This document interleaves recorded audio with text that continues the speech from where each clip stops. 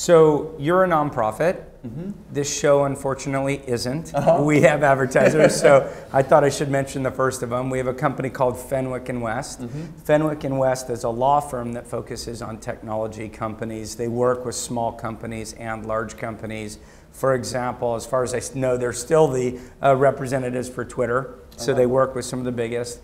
But they also work a lot with startups, and one thing that they've done to sort of hack startup legal fees is they produce a set of documents that make it really cheap to get equity financing. And one of the things that was a barrier if you were raising $500,000 or $750,000 is to turn around and pay $20,000 in legal fees, right? It makes no sense to raise $500,000 and pay $20,000 in legal fees. So what you've been able to do in the industry now is get an equity financing done with about $5,000 of legal costs.